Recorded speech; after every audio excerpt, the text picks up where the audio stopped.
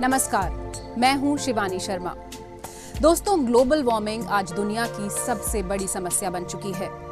इससे न सिर्फ इंसान बल्कि धरती पर रहने वाला हर प्राणी प्रभावित है। हालांकि पूरी दुनिया में ग्लोबल वार्मिंग से निपटने के लिए ढेरों कोशिशें की जा रही हैं, लेकिन कम होने की बजाय साल दर साल ये समस्या बढ़ती ही जा रही है। हालांकि ये अभी शुरुआत भर है, लेकिन अगर हम अभी नहीं संभले तो भविष्य भयावह हो सकता है।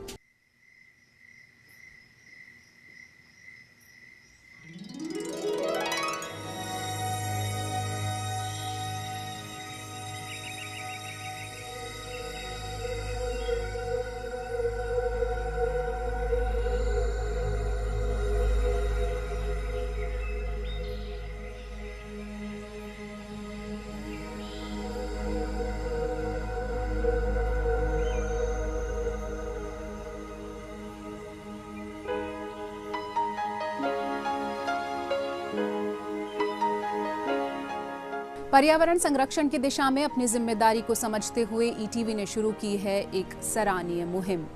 गो ग्रीन मुहिम यानी दुनिया को साथ लेते हुए एक सुरक्षित भविष्य संवारने की पहल। एक ऐसी पहल जिसके तहत आने वाली पीढ़ियों को सुरक्षित वातावरण में चैन की सांस लेने का मौका मिल सके। आइए सुनते हैं ETV news network head Jagdish Chandra ji का ये मैसेज, जिसमें उन्होंने गो ग्रीन मुहिम चलाने का निर्णय लिया। आइए हम सब मिलकर इस दिन यह प्रतिज्ञा करें कि हम पेड़ों की रक्षा करेंगे, नए पेड़ लगाएंगे, हरियाली की रक्षा करेंगे, क्योंकि हरियाली, पेड़ और पर्यावरण हमारा जीवन है, हमारा ऑक्सीजन है। इसकी रक्षा करना एक राष्ट्रीय कर्तव्य है। आधुनिकता की होड़ में हमने गाड़ियों का अंधाधुंध इस्तेमाल कर आबोहवा को इतना प्रदूषित कर दिया है कि अब इसका असर पर्यावरण पर देखने को मिल रहा है। सड़क पर रोजाना दिखने वाले नजारे की अगर हम बात करें तो रेड सिग्नल पर गाड़ियों को बंद करना हमारी आदत में शुमार नहीं। नतीजा ये कि इन गाड़ियों से निकलने वाला काला धुआं पर्यावरण को और जहरीला बना रहा है।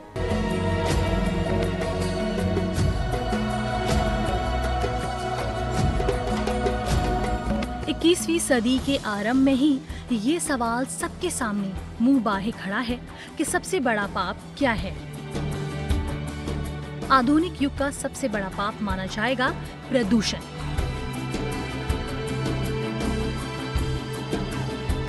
कुछ लोगों को ये बात आश्चर्यजनक लग सकती है, लेकिन ये एक सच है और सही तथ्य भी। इंसान ही नहीं बल्कि कोई भी जीव बिना भोजन के कुछ दिन जीवित रह सकता है, लेकिन सांस के लिए बिना कुछ मिनट ही शायद जीवित रह पाए। जीने के लिए प्राणवायु जरूरी है, जो कि अब जहरीली होती जा रही है। सबसे बड़ा सवाल ये उठता है कि ऐसा आखिर हो क्यों रहा है। सबसे बड़ी वजह इसकी ग्लोबल वार्मिंग है। वैश्विक तापमान यानी ग्लोबल वार्मिंग आज विश्व की सबसे बड़ी समस्या बन चुकी है। इसी धरती पर रहने वाला हर इंसान परेशान है। ग्लोबल वार्मिंग से निपटने के लिए दुनिया भर में प्रयास किए जा रहे हैं, लेकिन समस्या कम होने के बजाय साल दर साल बढ़ती ही जा रही है, क्योंकि ये एक शुरुआत भर है। इसीलिए अगर हम अभी से नहीं संभले तो भविष्य और भी भयावह हो सकता है। आगे बढ़ने से पहले अब ये जान लेना जरूरी है कि आखिर ये ग्लोबल वार्मिंग है क्या और ये हुई कैसे। जैसा कि नाम से ही साफ है, ग्लोबल वार्मिंग धरती के वातावरण के तापमान में लगातार हो रही बढ़ोतरी है। हमारी धरती प्राकृतिक तौर पर सूर्य की किरणों से ऊष्मा प्राप्त करती है। ये किरणें वायुमंडल से गुजरती हुई धरती की सतह से टकराती हैं और फिर यहीं से परिवर्तित होकर पुनः लौट जाती हैं। वैज्ञानिकों का मानना है कि ग्रीन हाउस गैसों में बढ़ोतरी होने पर ये आवरण और भी सघन या मोटा होता जा रहा है। ऐसे में ये आवरण सूर्य की अधिक किरणों को रोकने लगता है और फिर यहीं से शुरू हो जाते हैं ग्लोबल वार्मिंग के दुष्प्रभाव। अब नजर डालते हैं कि ग्लोबल वार्मिंग की वजह क्या है। इसके लिए सबसे ज्यादा जिम्मेदार तो हम खुद हैं।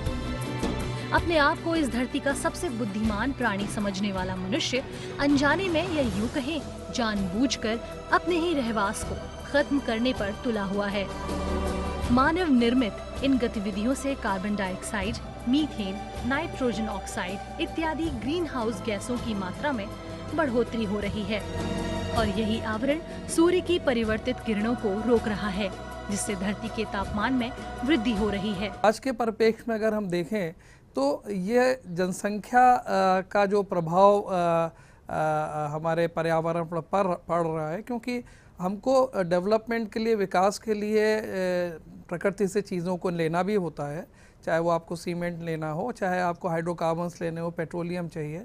अगर विकास करना है तो आपको कहीं ना कहीं एक्सप्लॉइट ज़रूर करना पड़ता है, लेकिन उसके साथ साथ ही सस्टेनेबल डेवलपमेंट की भी ज़रूरत है। हम जहाँ पर कुछ अगर पर्यावरण को थोड़ा सा कष्ट देते हैं तो पर्यावरण को पुनः वहाँ पर उत्सर्जित करने का भी प्रयास करना चाहिए। जंगलों का बड़ी संख्या में हो रहा विनाश इसकी दूसरी वजह है। जंगल कार्बन डाइऑक्साइड की मात्रा को प्राकृतिक रूप से नियंत्रित करते हैं, लेकिन इनकी बेतहाशा कटाई से ये प्राकृतिक नियंत्रक भी हमारे हाथ से छूटता जा रहा है। पहले के टाइम पे भी पेड़ों को काटा जाता था, लेकिन एक लिमिटेड अमाउंट में रहता था वो। लेकिन आजकल के क्या है, जैसे जैसे ग्रीड बढ़ती जा रही है, लोग गांव से शहर की ओर आ रहे हैं, तो पेड़ों का कटान एक अनियमित दर से होता जा रहा है। जैसे जैसे पेड़ों का कटान बढ़ेगा वैसे वैसे कार्बन डाइऑक्साइड जो रिलीज़ होती है, जिसको पौधे अपने फोटोसिंथेसिस के रूप में यूज़ करते हैं, वो अधिक से अधिक मात्रा में रिलीज़ हो रही है, जो कि ग्रीन हाउस इफेक्ट वो बढ़ा रही है, ग्लोबल वार्मिंग बढ़ रहा है। तो इस तरीके से धीरे धीरे हमारा एनवायरनमेंट पोल्यूटेड होता चला रहा है। बढ़ते तापमान का ये भी नतीजा है कि पोलर्स पर सदियों से जमी बर्फ भी पिघलने लगी है। ग्लेशियर्स की बर्फ के पिघलने से समुद्र में पानी की मात्रा बढ़ती जा रही है, जिससे प्राकृतिक तटों का कटाव शुरू हो चुका है। और इससे क्या होगा? इससे एक बड़ा हिस्सा डूब जाएगा। इस प्रकार कोस्टल इलाकों में रहने वाले अधिकांश लोग बेघर हो जाएंगे। विकसित हो या अविकसित देश, हर जगह बिजली की जरूरत बढ़ती जा रही है। बिजली के उत्पादन के लिए जीवाश्म ईंधन यानी फॉसिल फ्यूल का इस्तेमाल बड़ी मात्रा में करना पड़ता है। इसके जलने पर कार्बन डाइऑक्साइड पैदा होती है, जो ग्रीन हाउस गैसों के प्रभाव को बढ़ा देती है। इसका नतीजा फिर से ग्लोबल वार्मिंग को बढ़ाता है। अपनी हरी भरी धरती को जो नुकसान हमने पहुंचाया है, उसके हालात अब बद से बदतर होते जा रहे हैं। पिछले 10 सालों में धरती के औसत तापमान में 0.3 से लेकर 0.6 डिग्री सेल्सियस की बढ़ोतरी हुई है। आशंका यही जताई जा रही है कि आने वाले समय में ग्लोबल वार्मिंग में और भी बढ़ोतरी होगी। अब अगर आप सोच रहे हैं कि आप इससे बचे हुए हैं, तो हम आपको बता दें कि ग्लोबल वार्मिंग का सबसे बड़ा असर मानव स्वास्थ्य पर सबसे ज्यादा दिखेगा। मदर अर्थ के संरक्षण की जिम्मेदारी हम सब की बराबर है। तो आइए आप भी जुड़िए हमारी इस मुहिम में, ताकि हम सब मिलकर एक बेहतर पर्यावरण बना सकें। अभी वक्त है एक छोटे से ब्रेक का, कहीं जाइएगा नहीं, क्योंकि ब्रेक के उस पार हम आपको बताएंगे 3 Rs के बारे में।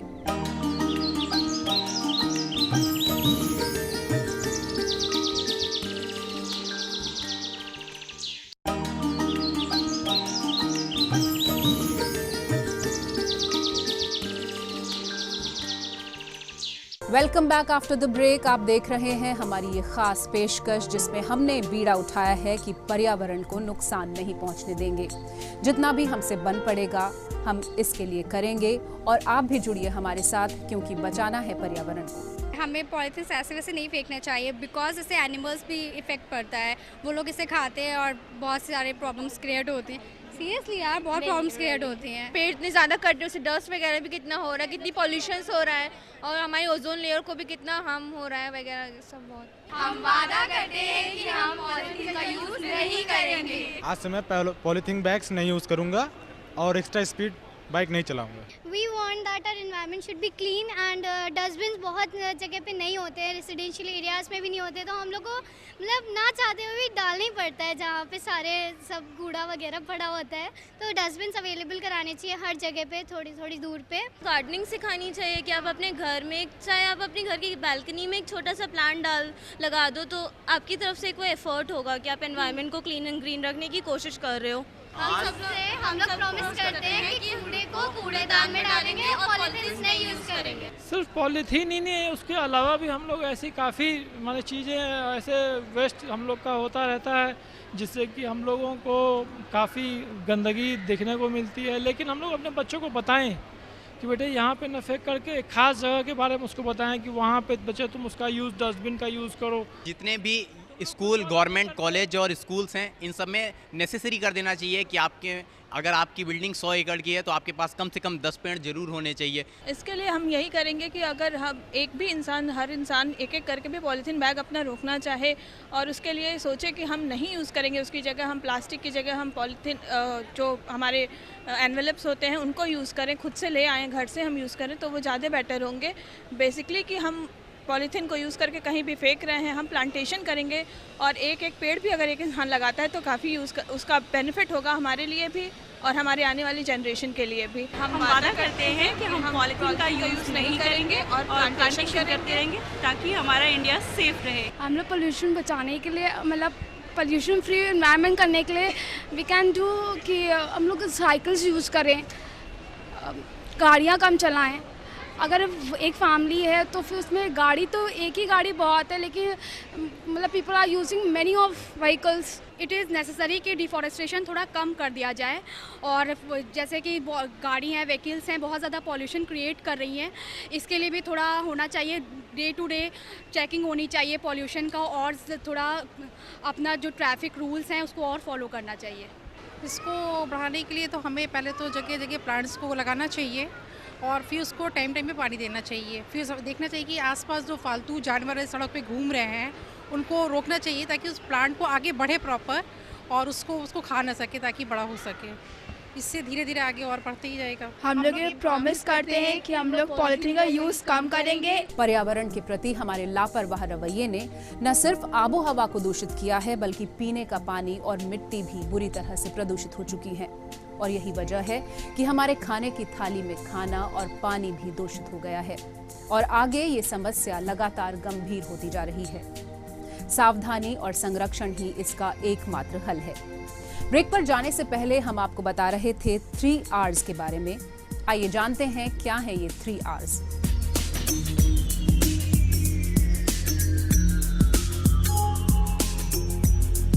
अपनी पृथ्वी को जो नुकसान हम पहुंचा चुके हैं उसके भीषण परिणाम देखने की कगार पर अब हम हैं। ये आखिरी मौका है कि हम संभल जाएं।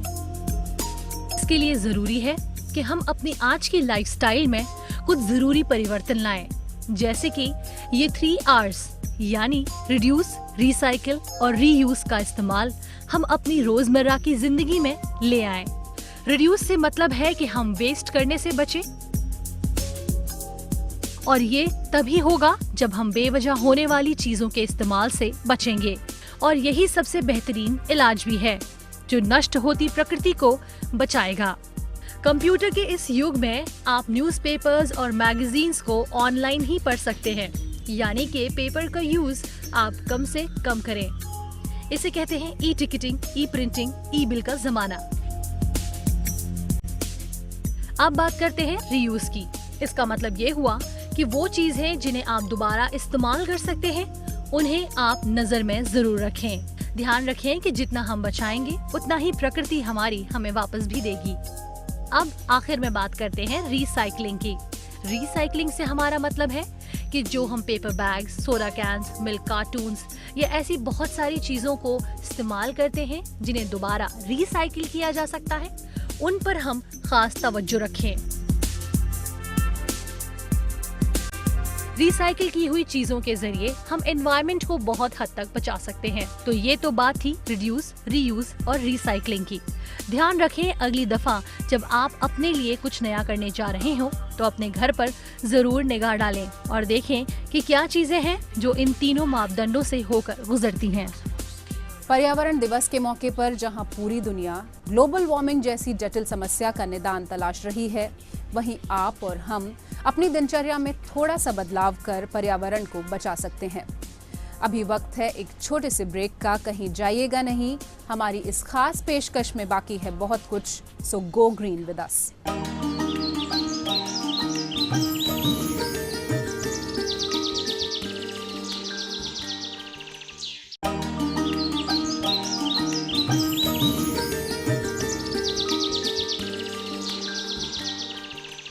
कोई नई बिल्डिंग बननी हो या फिर कोई और निर्माण कार्य, विकास की इस दौड़ में जिस चीज को सबसे ज्यादा बलि देनी पड़ रही है वो है हरे भरे पेड़। दरख्तों के बिना हमारे जीवन की कल्पना भी नहीं की जा सकती, लेकिन फिर भी विकास की आड़ में हमने इन पेड़ों को नहीं बख्शा। हालात अब ये है कि घनी आबादी के बीच अब कुछ ही पेड़ देखने को मिलते हैं। इसकी वजह से पृथ्वी का परिवर्तन चक्र बुरी तरह से प्रभावित हो रहा है। इसमें कोई शक नहीं है कि हमने अपने शहरों को कंक्रीट का जंगल बना लिया है। सबसे बड़ी वजह तो ये है कि हमने अपने आशियाने को बनाने के लिए न जाने कितने ही पक्षियों के घर को तोड़ा है, साथ ही साथ पेड़ों को काटा है और आज ये दशा हो चुकी है कि हमें हमारा ही जीवन खतरे में नजर आ रहा है। 1990 से लेकर अब तक समूची दुनिया में जंगल आधे से भी ज्यादा खत्म हो चुके हैं। इसके पीछे जलवायु परिवर्तन माना जा रहा है। वृक्षों के कार्बन सोखने की क्षमता में कमी के कारण वे जल्दी खत्म हो रहे हैं। ये समय भी जल्दी ही आ सकता है जब हम में से अधिकांश को पीने के लिए स्वच्छ पानी भी ना मिले, ताज़ा खाना और साफ हवा सांस लेने के लिए भी ना मिले। पशु पक्षियों और वनस्पतियों पर भी गहरा असर पड़ेगा।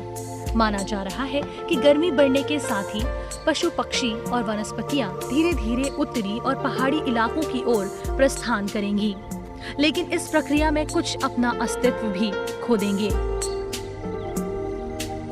यही नहीं, प्लास्टिक का बढ़ता इस्तेमाल भी ग्लोबल वार्मिंग के लिए पूरी तरीके से जिम्मेदार है।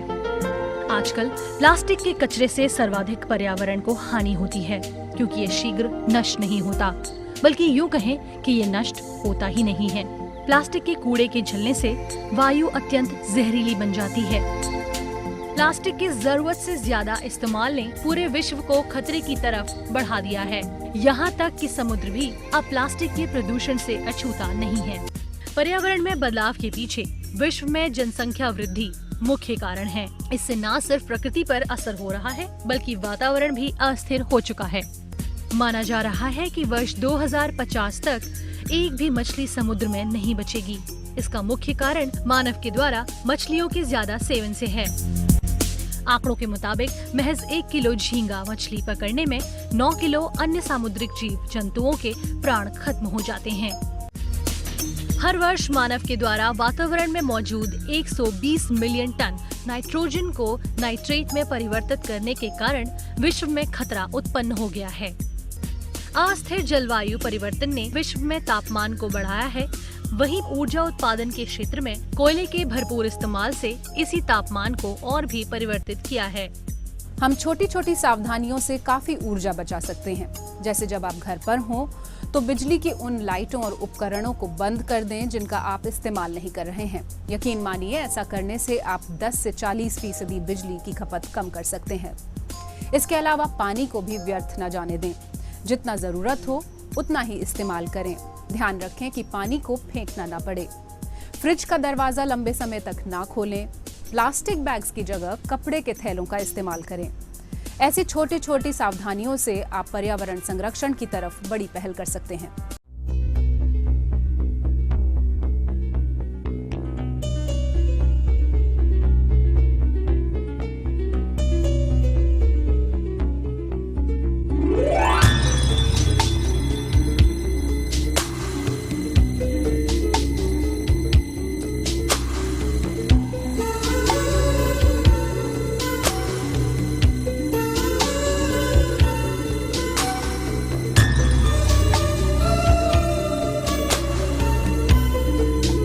ग्रीन की ये मुहिम सिर्फ पर्यावरण दिवस तक ही सीमित नहीं है, क्योंकि आपको और हमें अपने और अपनी आने वाली पीढ़ियों के लिए इस पर्यावरण को बेहतर बनाना है। हम जानते हैं कि आपको भी मदर अर्थ की परवाह है और इसीलिए हमें मिले हैं आपके ढेर सारे पोस्ट और सेल्फी, और चलते चलते आपकी इन कोशिशों की झलक आपको दिखाते चलें और यही कहें, गो ग्रीन।